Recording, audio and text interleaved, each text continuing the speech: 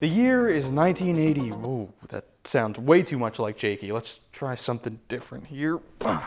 The year was 1981, and your name was probably Michael, David, Bethany, or some other name you'll find on ChristianMingle.com. And after a glorious night of having your ass whipped by the Star Wars guy, Mom says, "Oh, what the HE double hockey sticks?" and takes you to Toys R Us to get a brand new video game. For your Magnavox Odyssey 2, the 10th iteration of the console in 8 years. For our foreign viewers, it was also known as the Philips Odyssey, the Philips Odyssey 2, the Odyssey 2, and the Philips Video Pack G7000. Philips, keep making the light bulbs. Anyway, out of all 3 video games you could choose from, KC Munchkin caught your eye. It probably caught your eye because it was a complete ripoff of Pac-Man, but hey, no matter how thick Mom's Ford Country Squire is, you can't fit an arcade cabinet in the back. So you get home, you jam that ROM cartridge in your Philips Pac-Man 7000, and you boot up KC Munchkin. Your kid brain thinks it has a pretty good idea of what video games are at this point, and then wham!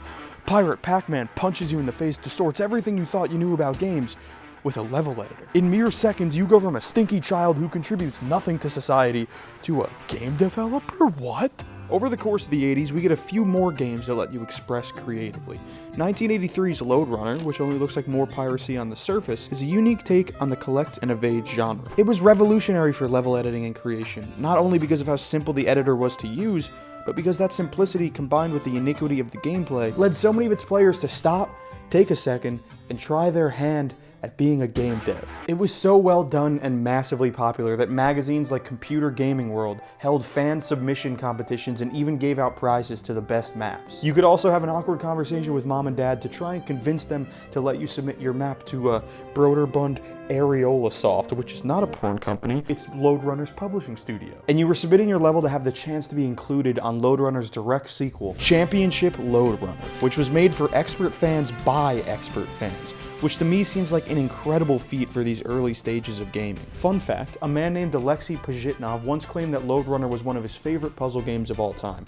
Coincidentally, the year after Lode Runner was released, Alexei released his first try at a puzzle game, a little old thing called Tetris. If it isn't clear yet, today we're talking about games that give players the tools for creative expression. Obviously, I can't hit all of them or even close to all of them, but I want to give you a brief history on the games and share the profound impact they've had on me and most likely a lot of you. So, then we see games like 1985's Excite Bike bring level editing to consoles on the Nintendo Entertainment System. With how massively popular the console was, this game opened the eyes of countless players to the wonders of creation and game design. We also see one of the only fucking sports games I've ever seen with a level editor, Greg Norman's Golf Power for the NES. As goofy as it sounds, it looks so fun and easy to just throw shit at the wall and see what sticks. Throughout the 90s, we see more and more games give players the tools for level editing and creation with a little bit more complexity, but it wasn't until September 20th of 2000 that things take a massive step forward.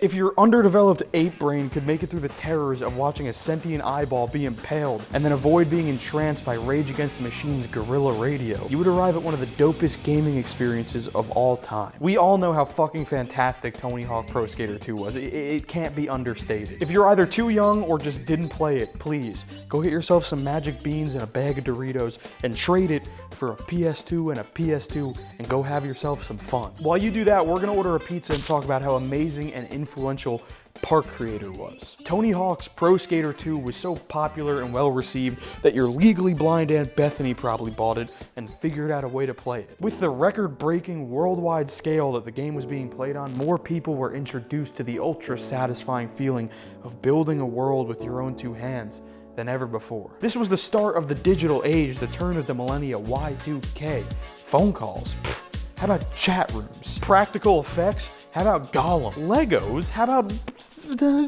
And after you finish building blah, why not have a boy over to plug in and enjoy it with you? Hell, why not build a together?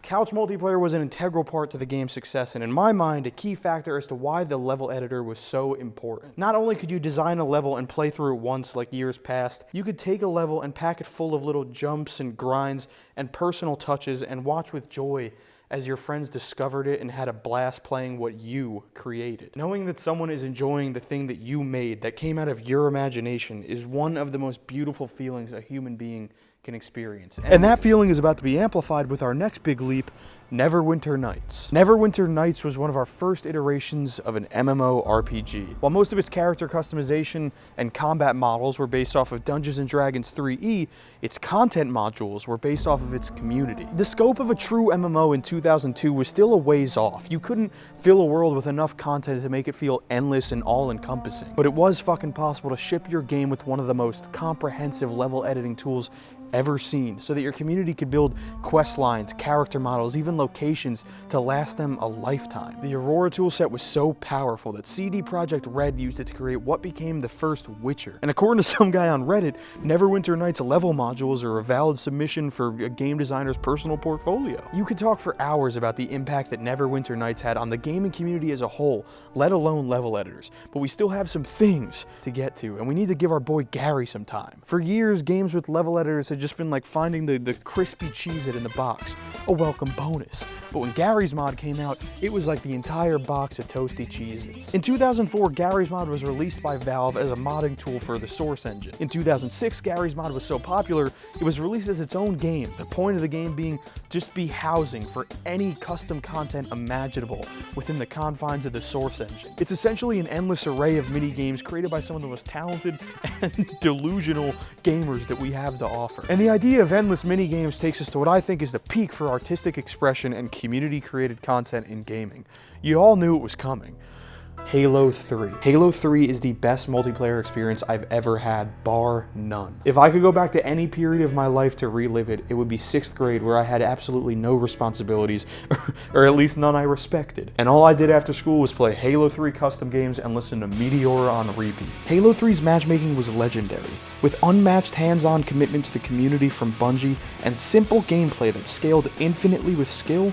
The multiplayer was unrivaled in the late 2000s. But in my opinion, the thing that bumped Halo 3 into a different stratosphere of gaming was the community-driven content. Forge mode was meant to be your everyday level editor with some perks. The idea was to let people have some fun with the maps already offered in the game and see how they could tweak them to change the game modes and experiences. But Bungie was about to learn a lesson that has been repeatedly reinforced by the internet over the years.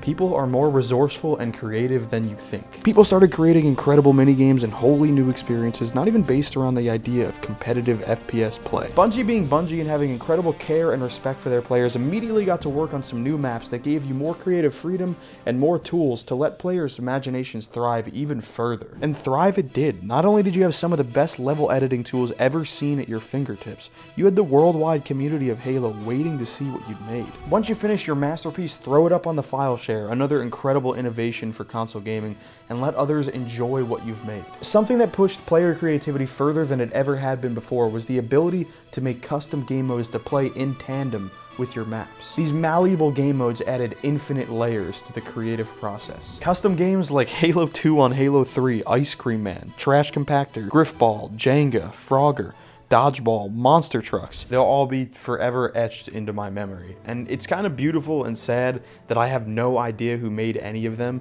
but I'm so thankful for their beautiful minds because they gave me and my friends some of our favorite memories. Halo 3 also offered something relatively unique for the time, a theater mode, a place where you could go watch all your recent games from any point, angle, and perspective on the map. This tool directly led to the inundation of MLG montages on YouTube, which I consider to be some of the first community-driven content on the platform and my personal first experience with creative expression through video. The inevitable impact that had on me over the years, and the joy I found in exploring other people's personal creations through the file share, no doubt helped lead me to where I am today. Halo 3 and Reach's Forge modes are some of the most impactful things in my life.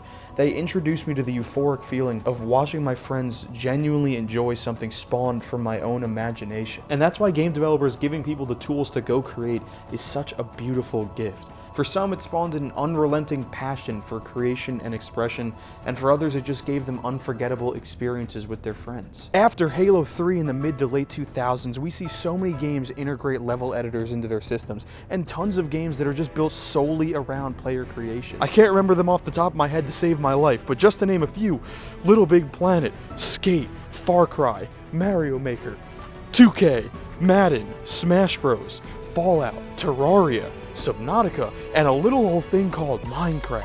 And I kind of hate to say it, but I really don't. We see a game like Fortnite integrate building and terrain manipulation with live gameplay seamlessly. That would have been an insurmountable feat only a console generation ago. There have been many changes in gaming for better or for worse over the last few decades as the market exploded.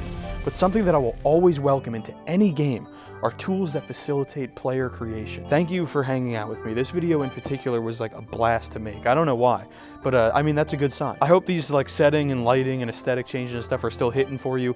I'm really enjoying it and falling into like a rhythm with it, and I feel like I'm moving a little bit away from being that jakey carbon copy, as much as I love my Hot Boy. But it's really not just about what I like and enjoy and stuff, so I really want to hear from you guys. Please, your opinions are invaluable to me. But yeah, enough of that. Thank you very much for watching. If you liked the video, do everything that everybody else tells you to do at the end of their videos to mine, and I'll see you in the next one. Farewell.